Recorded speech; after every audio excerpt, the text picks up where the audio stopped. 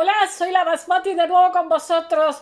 Hoy estaba leyendo el periódico porque quiero alternaros, digamos, arte antiguo, arte de la antigüedad con cosas actuales, pero no he podido reprimirme esta tentación porque he visto un artículo muy interesante sobre una ciudad que era traducida del sumerio Villasargón.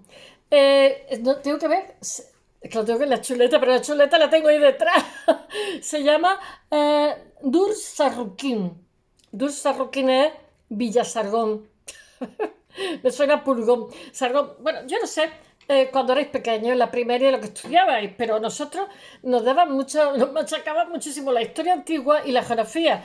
Yo sospechaba que nos mentían, pero sin embargo, en la historia antigua sospechaba que nos decían la verdad. En fin, no sé, son cosas de niños. Bueno, Sargón segundo es como 700 años antes de Cristo, o se está hablando del Imperio Sumerio, estamos en Asiria. El Imperio Asirio que hostigaba a los egipcios, eran enemigos y eran también muy poderosos.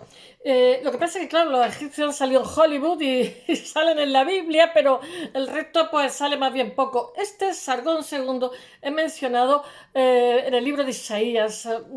Mirad, lo que sale en los textos antiguos la gente le suena famoso y conocido. Ayer os conté Sumer y Sumer no le suena a nadie. Por Dios mío, porque no salen en ningún sitio entre que fueron descubiertos tarde y que no aparecen en la Biblia, ni Hollywood ha hecho ninguna película, pues como que son invisibles. Bueno, hoy os voy a hablar de una ciudad que es la ciudad de Sargón segundo, que intenta hacerse una ciudad para él, una capital del imperio para él. Él recibe el trono de Salmanasar V. Si os leéis las biografías, cada una pone una cosa, porque mirad, 2800 años, pues da para muchas hipótesis, porque hay cosas que no sabemos bien. Entonces, unos dicen en una biografía que era hermano de Salmanasar, otros dicen que era hijo de Salmanasar y otros dicen que no era nada, que realmente Sargón era la mano militar del rey, que era un buen estratega, un buen militar. Ya sabéis que muchas veces los militares tienen muchísima fuerza y acaban quedándose con el poder, y parece ser que él lo hizo, porque normalmente, en primer lugar, porque quiere poner una capital que no tiene nada que ver con la anterior, y después, porque había también un protocolo y unos convenios de cuando tú eras hijo de un rey, nieto de un rey, etcétera, pues cuando, digamos, te hacen un canto, un salmo, te hacen una alabanza, te dicen fulano, hijo de Mengano, nieto de no sé quién, para decir que tienes una estirpe real. Pero pues no se nombraba, o es que a lo mejor sería muy austero, pero no eran las normas de aquella época. Él, sin embargo, su hijo sí que lo va a heredar, y él, digamos, genera la estirpe de los Sargónidas. O sea, todo lo que viene detrás van a ser reyes que van a descender de él, de su hijo tal, y que sí que se va a apelar a decir, todo fulano, hijo de no sé qué, nieto de no sé cuánto y tal. Como en latín tiene un nombre, la gens, ¿no? La gens, el linaje. Bueno, pero cuando hay escritos no se dice tú eres hijo de no sé qué, parece que no. Y bueno, no está claro, así que si no fue hijo, también se dice que fue hijo de un hombre muy largo que se llama Tiglapileser III, o un usurpador al trono, que es lo más posible que fuera, porque él sí que aparece en campañas militares que se hacen, y además todas ganadas por la fuerza, y además era un buen estratega, porque los buenos militares no son exactamente los que más fuerza hacen, sino los que menos energía gastan, mejores victorias tienen, son los más pillos. Bueno, a 15 kilómetros de Mosul, nosotros que en mi tierra, Almería, tenemos Mosul, pero como tenemos tantas toponimias árabes, yo siempre que oigo los nombres en árabe digo yo, porque fuimos colonizados por los yemeníes, ¿no? Y entonces digo yo, Monsul, no sé, hay una etimología ahí prima hermana.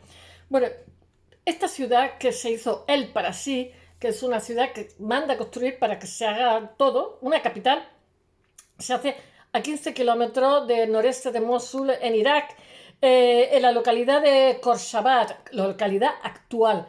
Y allí están los restos de unas ciudades palaciegas más antiguas, más insignes y más desconocidas del imperio asirio, que es conocida como Dur Shurruken, que significa la fortaleza de Sargón. en sumerio, o seguramente serían acadio, porque hablaban el acadio y el sumerio era la lengua culta. Sargón era ya asirio. Hace referencia al rey Sargón II, quien manda levantarla en el 719. No, en el 717, mirad que todos los días tengo que aquí memorizar 200 cosas. Tengo chuletas, pero soy una torpe. Antes de Cristo. Bueno, durante el quinto año de su reinado. Me parece que tardan 17 años en hacerla y él dice que la va a ocupar aunque esté inacabada. Lo más característico del sitio es el significado que tiene para la sociedad del momento, ya que para su construcción Sargón decide romper con la tradición. Es decir, sitúa su palacio, los edificios palaciegos son... ¡uah! Y los toros alados, ¡uah! Una maravilla. Yo lo he visto en el Louvre, algunos de ellos. Bueno, los edificios administrativos y su capital en un nuevo lugar, no habitado hasta entonces. El orden establecido, después su hijo se lleva a la capital a Nínive, por eso esta ciudad es sepultada y no es abierta hasta 2500 años después, en el siglo XIX. O sea, que ahora serían 2700 años. Bueno, el orden establecido por Sargón II lleva a sus sucesores quizás como reacción a trasladar la capital de nuevo a Nínive. Me parece que el sucesor es Sennacherib. Esto nos teníamos que aprender de memoria de pequeños, ¿eh? Como los reyes godos. Pasa, a mí la historia antigua me gustaba mucho, me sigue gustando. Bueno, Sennacherib se lleva a la capital a Nínive, que es su sucesor, porque resulta que Sargón el capitanía había sido militar y entonces en las campañas militares va e interviene. Toma ahí. Y bueno, allí es cuerpo a cuerpo. Entonces lo matan en una de las campañas militares que hacen Capadocia, pero es que no se llama Capadocia entonces, me parece que se llama Tebas. Y muere un año después de haber inaugurado la ciudad. De hecho, él se va a la ciudad sí o sí. Le dice que aunque esté inacabada, que él se va a vivir allí. Y le dura poquísimo tiempo. En algunas biografías pone un año, en otras biografías pone 2 años. Pues no sabremos nunca, la verdad, pero le dura poquito la ciudad. Y la ciudad es una preciosidad. Bueno, esta ciudad está a 18 kilómetros de Nínive, al sureste. La decisión, lo que pasa es que como el hijo se lleva a la capital a Nínive, pues se abandona el lugar y la entierra en el desierto. Y sobre ese sitio, después, al paso de los siglos, se sitúa un pueblito. Y cuando tuvieron que hacer excavaciones, pues tuvieron que quitarse. Eso también pasa en Egipto. Tuvieron que vaciar el pueblito porque si no, no podían excavar. Porque mira, muchos, los del pueblo lo sabían que ahí había un palacio, ¿eh? Porque muchas veces, eso lo han hecho aquí también, ¿eh? Yo lo he visto en mi ciudad con la muralla, que se quitaron la muralla y se reciclaron en fachadas de... Bueno, pues los del pueblito pues reciclaron muchas cosas que se encontraron en el palacio para viviendas propias, que es un destrozo que para qué. Bueno, son los habitantes de las aldeas que se dirigen sobre sus ruinas, entonces conocen secretos que parecen fortuitos, o sea, la aldeíta que estaba encima, como os he dicho, que la trasladan para hacerlo, porque tienen que horadar el terreno, ¿no? Bueno, y afloran del suelo montones de cosas. Hay que esperar a que en 1843 se haga una excavación. Hay un descubrimiento oficial en pleno auge colonialista. Mira, en Europa todos pugnaban, como los museos dan como mucho prestigio, daban y dan mucho prestigio, sino que se los digan a los museos de arte moderno que se hacen a golpe de talonario por políticos, porque eso polariza las ciudades, trae un tipo de turismo fino y caro, ¿no?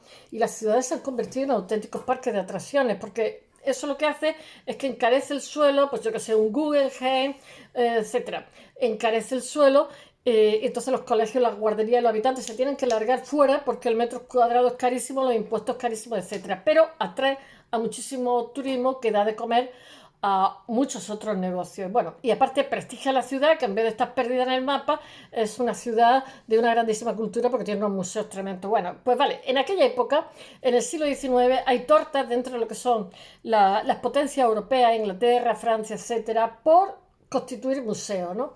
Y lo llenan a golpe bueno, también de talonario, ¿no? Pero lo que hacen es que aprovechan, como tienen cada una, yo qué sé, media África, Medio Oriente Próximo, o sea, por ejemplo, Francia tenía un protectorado con Marruecos, con Líbano, montones de sitios, ¿no? Quiero decir que tienen carta blanca para meter mano y llevarse lo que les dé la gana. Y es lo que hacen uno y otro.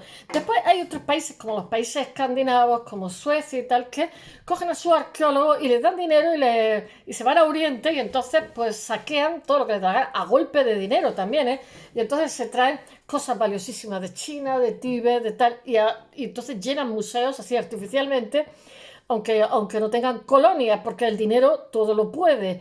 Y bueno, tremendo, tremendo, porque es una barbarie. En España nos han rapiñado hasta hace 5 minutos, yo creo que lo siguen haciendo, y es una barbaridad que te lleve el santo del lugar, no sé, porque aunque la gente sea modesta, aunque el campo se esté despoblando, todo eso son símbolos, son sus tradiciones, son sus raíces, son tantas cosas, ¿no? Pero cuando son pueblos muy antiguos, pues se frotan las manos en los museos. Afortunadamente los museos hoy día tienen una actitud ética y todo lo que haya sido rapiñado lo están devolviendo, si no todo, casi todo. Hay una actitud de devolver, o sea, de reparar el daño moral realizado. Bueno, pero aquí estamos en el siglo XIX, en pleno boom colonialista, y dos potencias como Inglaterra y Francia que pugnan por llenar sus museos. Y vaya que los llenan, ¿eh? Y vaya que los llenan. Quien haya estado en el Louvre lo sabe. O en Inglaterra, en el British Museum. Bueno, están luchando. Bueno, poco antes el cónsul francés que se llama Paul-Émile Botta comienza a investigar los restos localizados en la orilla oriental del Tigris. Ya veréis qué desastre. Correspondiente a la antigua Nínive, porque Nínive les obsesionaba.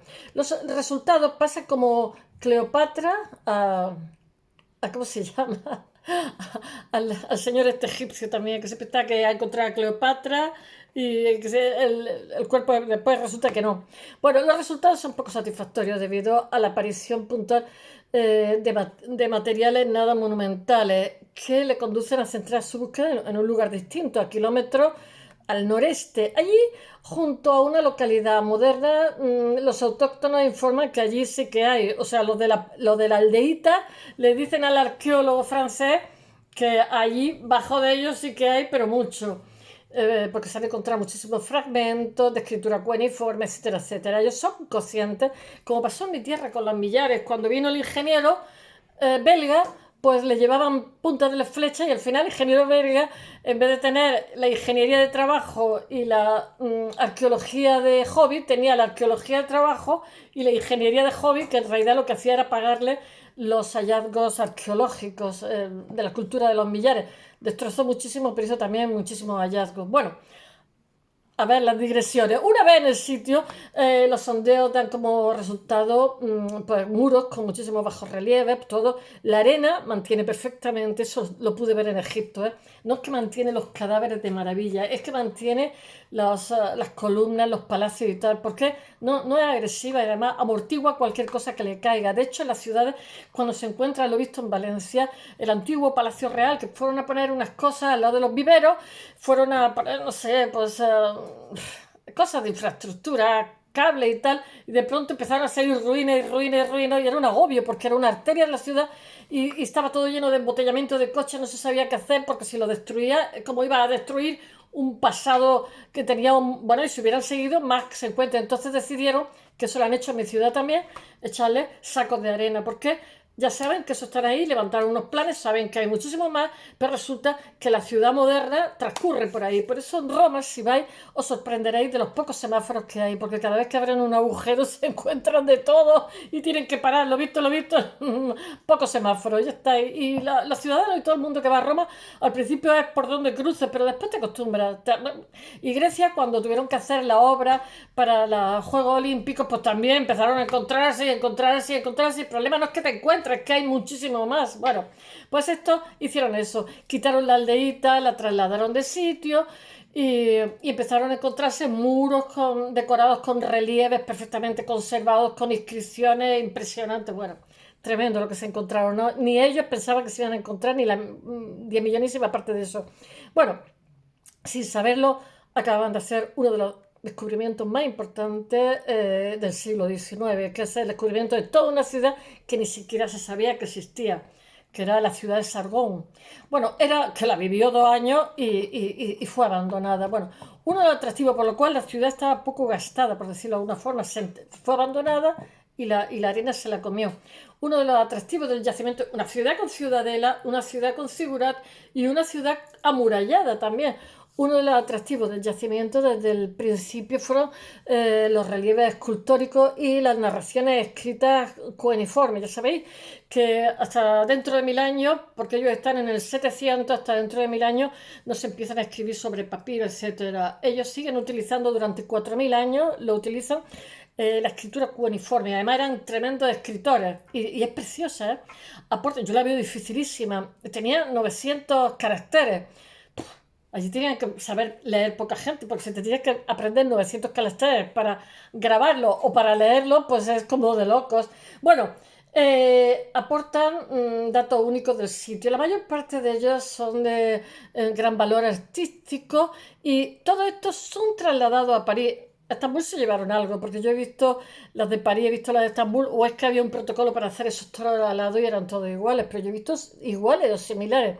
Estambul fue, o sea, Turquía fue también metrópoli, también se quedaron solos, llevándose cosas.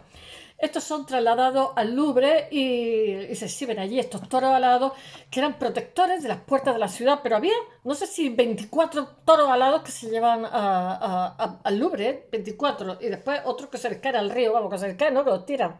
Los piratas.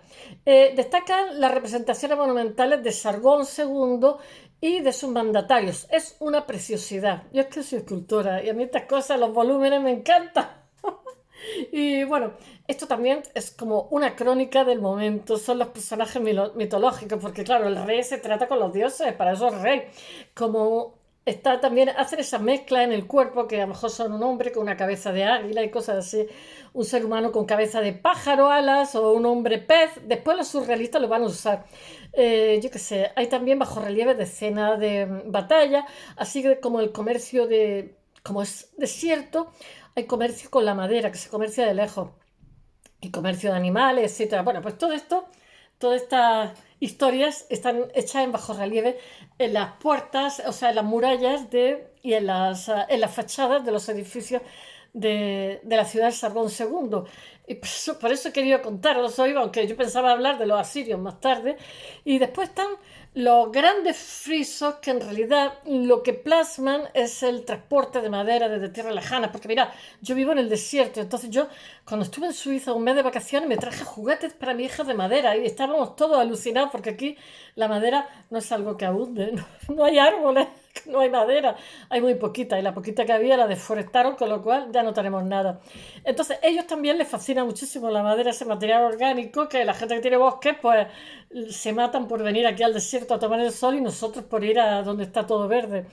Y bueno, entonces ese friso está lleno de los, ¿cómo se llama? El transporte de madera que se hace a la tierra de Sargón, a Siria, desde tierras lejanas, que ocupan los muros externos del palacio de Sargón II y las murallas. Está todo lleno de bajorrelieves. Eran fantásticos escultores. Asimismo están los toros alados, que son los que guardan las puertas de la ciudad, que tienen cabeza humana y tienen el pelito así como muy acaracolado, lo habréis visto, que son tan característicos de este periodo y dan la bienvenida a los del lugar y a los visitantes en las puertas de la muralla y en los edificios. Estas enormes figuras constituyen, yo no sé si eran de granito negro, no lo sé, un periodo único del arte del momento, pues vistas de frente parece que están quietas, sin embargo si lo ves de lado te da la impresión que están en movimiento. O sea, de frente son estáticas y de lado son dinámicas. Eso pasa un poquito también con Egipto, ¿no? También te da la sensación de que están quietos, pero si lo ves desde otra perspectiva, también te da la sensación de que están andando, que se están moviendo. Bueno, hay sensación de movimiento. Bueno, se hallan más de 24 parejas de toros alados que flanquean las puertas y de este complejo, de esta ciudad, que muchos de ellos están hoy en el fondo del río Tigris porque fueron atacados por piratas de la zona. Tras enviar dibujos de lo encontrado a Francia, porque claro, una expedición tienes que justificar, tienes que hacer como un diario, lo hace Colón. O sea, se hace una inversión, bueno, esa inversión en que se traduce, ¿no? En toda la época. Tienen que hacer cuadernos de campo, que los siguen haciendo hoy los arqueólogos. Y bueno, estos dibujos se mandan a Francia. Entonces Bota recibe permiso para iniciar las excavaciones oficiales de manera sistemática en Khorsabad, que es como se llama hoy. la antigua ciudad de Sargón II. Bueno, el pueblo que se encuentra encima, sobre el yacimiento, tuvo que ser trasladado a otro lugar y poco a poco se rescatan de su subsuelo los palacios que habían, que estaban enterrados en arena. Después, Eugene Flandin, que es un artista enviado por el gobierno francés, dibuja los edificios que van saliendo poco a poco a la luz. Ten en cuenta que la fotografía está emergiendo, ya me están llamando, emergiendo en estos momentos. Tras las campañas, el lugar es abandonado y los restos más monumentales son remitidos a París, donde hoy se exhiben en el Museo del Louvre. Pero 10 años más tarde, en 1853, se vuelve al lugar porque se habían encontrado tantísimas cosas, se retoman las labores de excavación y esta vez es Victor Place, porque, que es cónsul de Montsou, y de nuevo aparecen nuevos complejos, numerosas puertas que dan de la muralla que dan a la fortaleza. Bueno, de esa fase, pues destacan las representaciones del arquitecto Félix Homans y las fotografías de Gabriel Tachant, que es precursor de la arqueología del Oriente Próximo. Estamos hablando de mitad del siglo XIX, la fotografía acaba de aparecer. Bueno, en 1855, cuando Place termina su mandato, o Place, Monsul, que no sé si el apellido es inglés o francés, la mayor parte de los objetos hallados son empaquetados para ser transportados a París, pues es francés. Pero un ataque de piratas locales contra el convoy francés encargado de trasladar las piezas, pues provoca el que esas piezas caigan al río Tigris y en el fondo están todas al poco de comenzar el viaje, con lo cual ni llegan a París ni nada de nada. Entonces, hasta 1927, este sitio, ¿cómo diría yo? Las excavaciones que recibió. En 1927, de nuevo, retoma los trabajos, pero esta vez son norteamericanos, son gente de Chicago.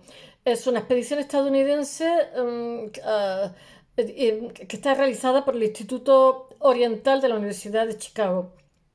El objetivo lo lleva, bueno, es el investigar el uso de materiales que hacen la gente de la zona, de lo que se van encontrando, que lo meten en sus casas. Eso lo he visto yo también en Egipto, ¿eh?